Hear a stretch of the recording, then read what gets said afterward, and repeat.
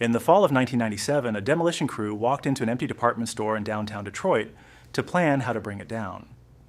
The building had gone up in 12 separate construction phases across 35 years, under one roof of just over 2 million square feet. Normally, a crew like that starts with blueprints. What I can't get past is that there weren't any, not one drawing from any of the 12 phases anywhere. 21 men spent 3 months just figuring out what was holding the building up. By the end, you'll know exactly how they solved it and what's standing on that ground today. A year later, they had an answer, and Detroit found out what it looked like. On October 24, 1998, at 5:47 in the evening, Mayor Dennis Archer pressed a detonator switch on a rooftop a few blocks north of Woodward Avenue, a safe distance away, surrounded by aides and a scattering of invited guests. By then, the building carried 2 records nobody particularly wanted. At 439 feet, tall enough to become the tallest structural steel building anyone had ever brought down with explosives, and at just over 2 million square feet, the largest single building brought down that way anywhere. Both claims came from the demolition company itself, printed afterward without qualification. Downtown had been filling with people since the middle of the afternoon, commuters who stayed late, families who drove in from the suburbs, office workers leaning out of windows in buildings that were, technically, standing a little closer than the safety line allowed. The police chief that day put the crowd at something close to 50,000. Most retellings since have settled on 20,000. Nobody has a good answer for why the two numbers are so far apart. Restaurants a few blocks over, expecting a slow weeknight, filled instead with people who had come downtown to watch and stayed once the show was over. Detroit had never lost a building quite this size in front of quite so many people who had shown up on purpose to see it happen. A few blocks closer than anyone in the general crowd stood the people who had spent most of the past year designing this exact fall, watching for the one outcome all of that preparation had been built to prevent: 12 mismatched sections of one. Building trying to collapse 12 different ways at once instead of one way together. From where most of the crowd stood, the sequence looked almost gentle at first. A scatter of muffled cracks low against the base of the building, dust puffing out at street level before anything visibly moved. As the charge sequence climbed, it moved through departments Detroiters would have recognized on sight if there had been anything left inside to recognize.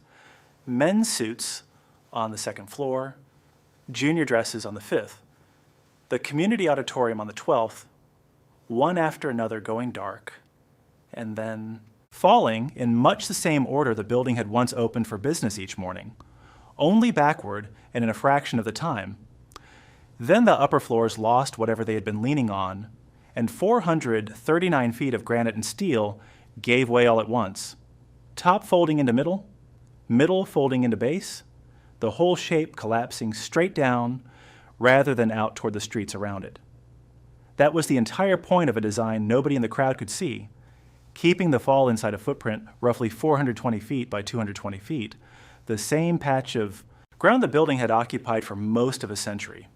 Engineering News Record clocked the whole event at 27 7/10 seconds. The Detroit News, writing the next morning, called it 30 seconds. Either way, in well under a minute, 2 million square feet of granite and steel came down into a single footprint. Archer's own words from later that evening: "Today, we say goodbye to years of frustration." 8 words, and then the dust arrived. It rose something close to 300 feet and drifted south and east across downtown, reaching as far as a suburb of Southfield. 67-year-old Joyce Herthabeis watched it come toward her from a block away. "When the dust started coming, we just turned our backs to it," she said. Around her, thousands of people did the same thing, and for a few minutes, downtown Detroit disappeared inside its own former department store. A television crew rushed a sample of that dust to a lab before the afternoon was out, and the first readings back showed lead levels above 500 parts per million. Enough, one environmental expert warned on air, to cause real harm if a person breathed in enough of it. For a few days, that was the story. Then city, county, and federal officials finished their own testing and reached a calmer conclusion.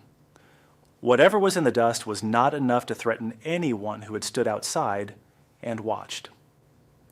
Peeling lead paint in an ordinary old house, they pointed out, was a bigger hazard than a single afternoon downtown. The two reports only look like they contradict each other if you stop reading after the first one. Not everything about the fall went to plan. 15 feet from the building's east wall ran an elevated rail line called the People Mover, and 6 of the falling columns landed wrong, striking a concrete support beam and knocking out service on a 350-foot stretch of track. Nobody had aimed for that.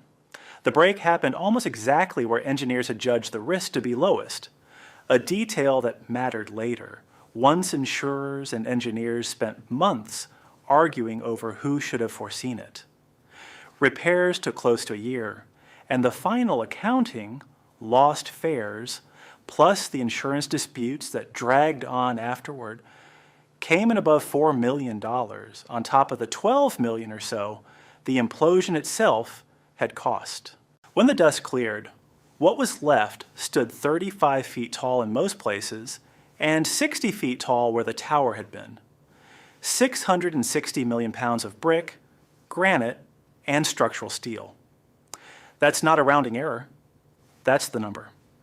No account since has revised it downward. 17 years before the implosion, on January 17, 1983, the doors on Woodward Avenue closed for what the store's staff believed at the time would be an ordinary Monday. It was not. After more than 90 years in business, the J.L. Hudson Company shut its flagship store for good. The company had opened its first store on the ground floor of the old Detroit Opera House on April 2, 1881, after Joseph Lothian Hudson's earlier clothing business in Ionia, Michigan, went under in the economic panic of 1873. He tracked down and repaid every creditor from that failure in full, with interest, in 1888, 7 years after he'd started over in Detroit. By the time he stepped back from day-to-day retail, he had also built a second reputation, apart from selling goods, as chairman and organizer of Detroit's Associated Charities, an organization that would eventually grow into the United Way. The store and the charity ran on much the same logic. Bring enough people and enough resources under one roof, and the scale itself becomes the point.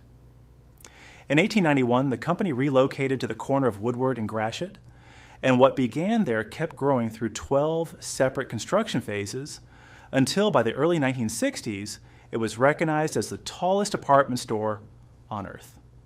Only one department store in the country ended up bigger, Macy's flagship in New York, and only by a gap of about 26,000 square feet on a building of over 2 million, close enough, that either store could plausibly have claimed the larger title and gotten away with it. Each addition to Hudson's came with its own contractors and its own architects, solving problems particular to whatever decade it went up in. Steel framing standards changed between phases. Elevator technology changed. Even the definition of a floor shifted slightly from one wing to the next, since some additions were built with mezzanines and half floors that never quite lined up with the floors next door, which is part of why, decades later, nobody could agree on a single number for how many floors the building actually had. By 1954, the Hudson's downtown store alone was ringing up something over $163 million a year, a figure that runs somewhere around $2 billion today, once you run it through the same price index the government has used since 1913. Joseph Hudson's grandnephew, Joseph L. Hudson Jr., took over as president in 1961, having started on the store's loading docks a decade earlier. Under him, the flagship on Woodward stopped being the only store that mattered. Suburban branches opened one after another through the 1950s and 60s, following the same population that would eventually leave the downtown building empty. In 1969, Hudson's merged with the Dayton Company of Minneapolis to form what became the Dayton-Hudson Corporation, a company that, decades later and under a different name, would end up better known nationwide for a chain of stores called Target than for the one that started it all in downtown Detroit. None of that growth stopped the decline. Sales had been sliding since the middle of the 1970s, in step with a downtown Detroit population that was emptying out block by block, and by January of 1983, there was no single event to point to. No scandal, no fire, no one decision. Just a long column of numbers that had stopped adding up. Downtown department stores across the country were living through some version of the same math by the late 1970s. A store like Hudson's had been built around a downtown that assumed most of its customers arrived by streetcar, by bus, or on foot from a nearby neighborhood. As those neighborhoods emptied and shopping centers opened closer to where people had actually moved, the flagship kept its full overhead. The escalators, the elevators, the 12,000-person payroll, the dining rooms, while its share of the customers kept shrinking. None of that showed up as a single bad year. It showed up as 20 years of slightly worse ones, stacked on top of each other, until a store that had once needed 705 fitting rooms could no longer justify keeping the lights on in all of them. The building did not go dark all at once. Corporate offices stayed on for another 3 years, and no fewer than 1,200 employees kept coming to work inside a store that no longer sold anything.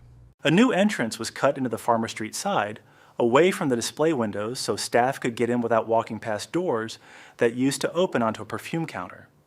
The last department, credit operations, moved out in October of 1986. 3 years after that, in December of 1989, the Dayton Hudson Corporation sold the building to Southwestern Associates, a company based across the river in Windsor, Ontario.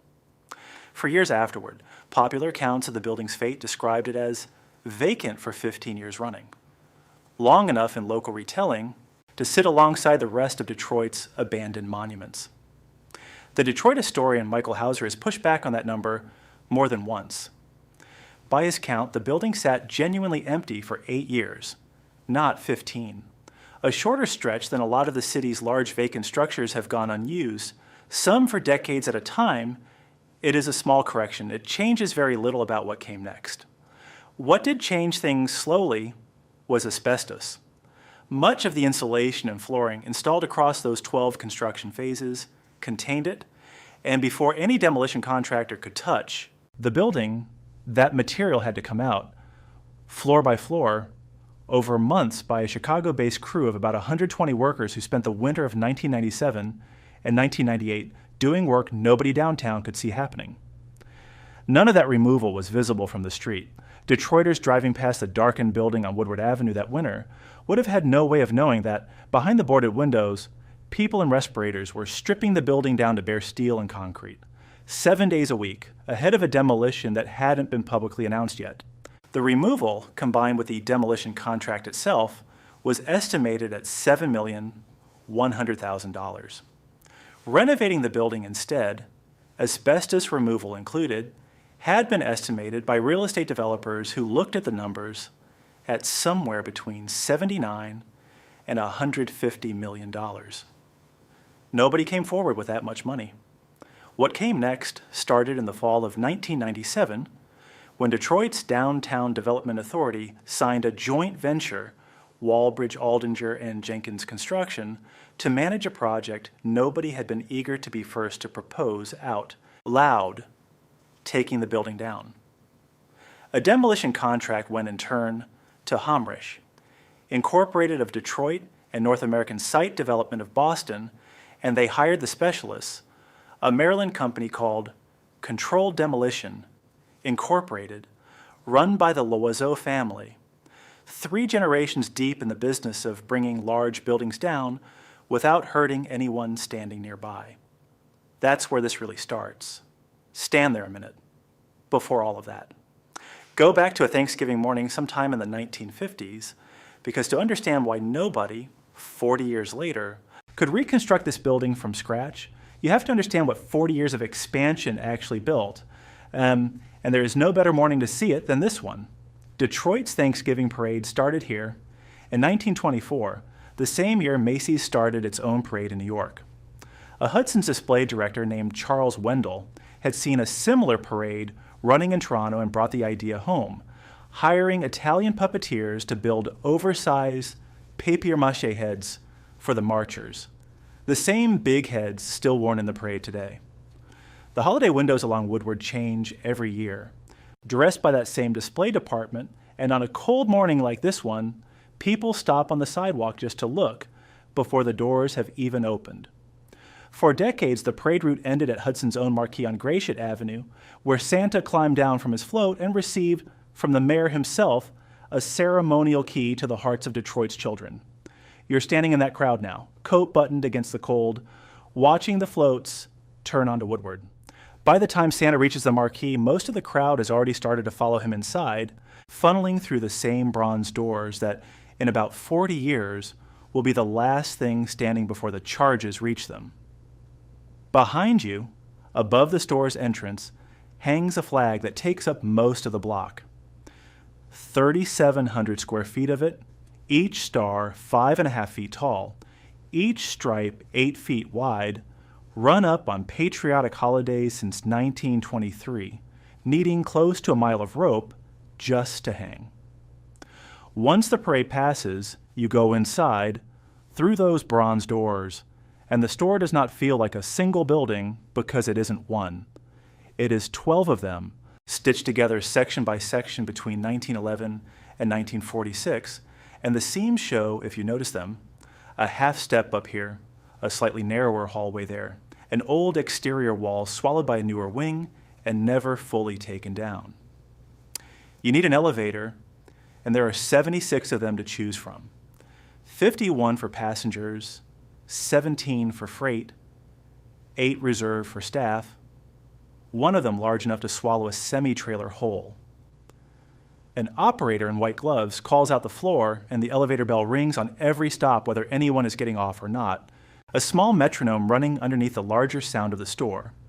Cash registers, escalator motors, a marching band still faintly audible from the parade outside, the particular hush that settles over a crowded room full of people trying on coats. You could just as easily take one of the 48 escalators running under a crowd that, on an average day, moves something on the order of 100,000 people through this one building. There are more than 200 apartments spread across closer to 49 acres of floor space, carrying something on the order of 600,000 items from 16,000 vendors in 40 countries, workshops in England, garment districts in New York, factories scattered across countries most of the sales staff couldn't find on a map, all of it arriving, being priced, being displayed, and eventually being sold without any single person needing to understand how the whole system connected. 99 display windows watch the street. 49 face outward toward Woodward, Gratiot, Farmer, and Grand River Avenue. 50 more face inward toward the elevator lobbies and the 7th floor shops, dressed for the season you happen to be walking through. Ride high enough and you reach the community auditorium on the 12th floor, host over the years to everything from cooking demonstrations to political rallies. A room built into a department store because the store was, at this size, essentially its own small piece of the city.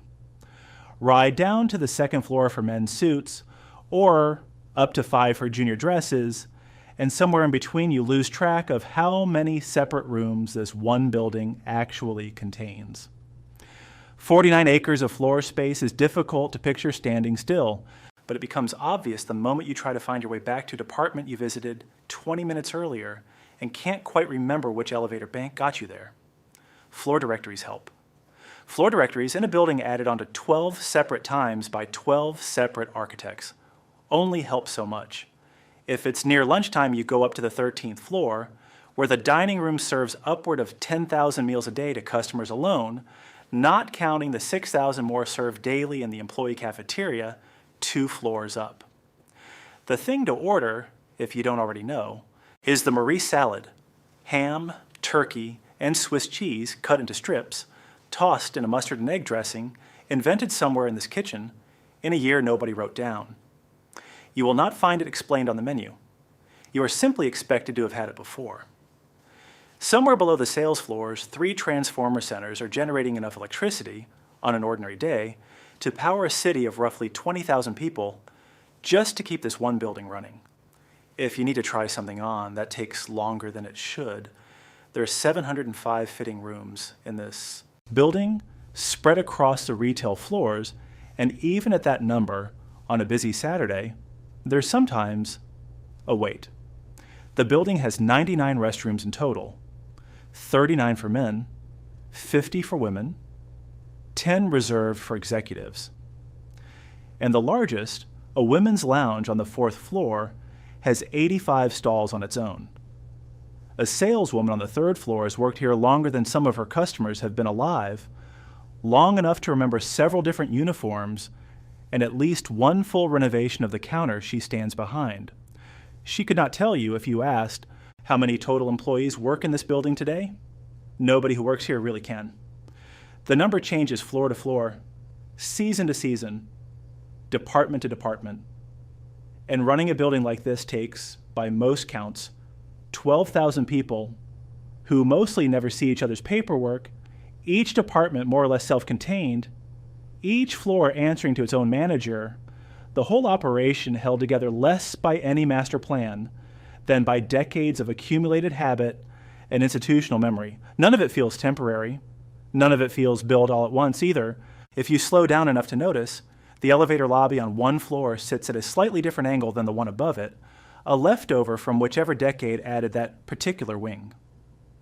Behind the flag, the elevators, the fitting rooms, and the 12,000 people who work here, there is no single master drawing that shows how any of it connects.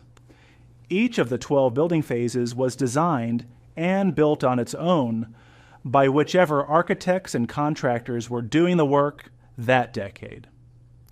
Nobody in 1911 was thinking about 1997.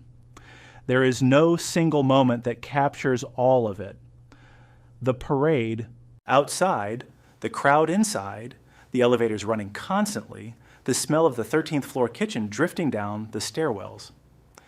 There's only the accumulation of all of it, year after year, until the accumulation itself becomes the reason nobody, decades later, can draw the whole thing on a single sheet of paper.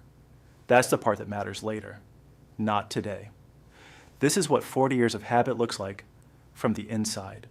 Enormous, functioning, profitable, and if you had asked anyone walking these floors in the 1950s whether the building could be fully explained on paper, almost certainly met with a shrug. Why would it need to be? It works. Today the parade is still going a few blocks over. Santa has just handed the city back to itself for another year. And you are one more customer under one more flag, on one more Thanksgiving morning, inside a building that has been getting larger for as long as anyone working here can remember. By the fall of 1997, the building had been closed to shoppers for 14 years and empty of company staff for 11. Controlled demolition, Incorporated sent a crew to begin the work that has to happen before anyone can calculate where. Explosives go, figuring out floor by floor what is actually holding a structure up. Normally that starts with a set of structural drawings. Here there weren't any, not from 1911, not from any of the 11 editions that followed it, not filed anywhere that anyone could find. 12 separate buildings, built in 12 separate decades by 12 separate sets of architects and contractors, each with its own idea of how a column should be sized and where a load-bearing wall belonged, and not one blueprint left behind by any of them to explain the logic. Reconstructing the structure without those drawings meant treating the building itself as the only reliable document left. Surveyors opened finished ceilings to expose the steel behind them, drilled test cores through concrete slabs to measure thickness, and cross-referenced what they found, floor by floor, against whatever fragments of old permits the city still had on file. Permits that recorded that something had been built in a given year, but rarely specified exactly what or how.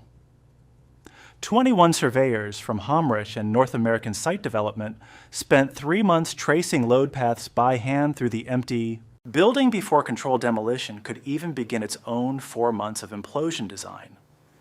Those 21 men spent that time inside a building no shopper had walked through in over a decade. The same elevator lobbies, the same 13th floor dining room where the Maurice salad had once been served to 10,000 people a day. All of it dark, stripped of merchandise, smelling of dust, and stand-in water where old plumbing had failed. They were not there to remember what the building had been. They were there to find out, one column at a time, what was still holding it up. A mistake in that process would not just have been expensive. 15 feet away, a light rail line was still technically in service, and immediately beyond that ran streets that could not simply close for the length of a 4-month survey. Whatever margin for error existed had to be built into the design itself, not into the schedule. What they found, once they started opening walls and tracing steel by hand, were columns unlike anything the company had worked with before. Steel more than 500 pounds to the foot, with flange plates up to 7¼ inches thick and web 6 inches through. Thicker than standard-shaped charges were built to cut. Crews had to torch away excess steel plate by hand, column by column, before the charges the company did have could do their job. Mark Loiseau, the company's president, put it plainly to a trade reporter afterward. "It's the most we've ever used for one building anywhere, anytime, anyhow." The final numbers, once the design was finished, 4,118 individual charges set into 1,100 separate locations across 9 levels of the structure. A 12-person loading crew took 24 days to place them all, working from the bottom of the building upward and sealing off finished sections behind plywood barricades as they moved to the next, so that no single day of work ever exposed the entire structure to the street below at once.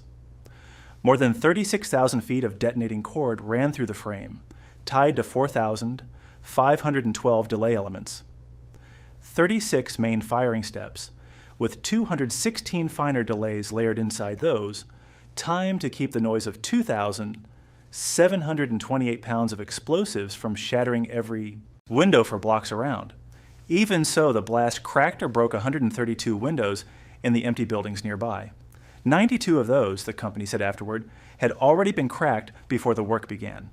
Before any of the charges went in, crews filled the building's 2 lowest basements with engineered fill and packed soil against the surrounding foundation walls, so that once the structure above stopped pushing down on them, the walls would not simply cave inward on their own.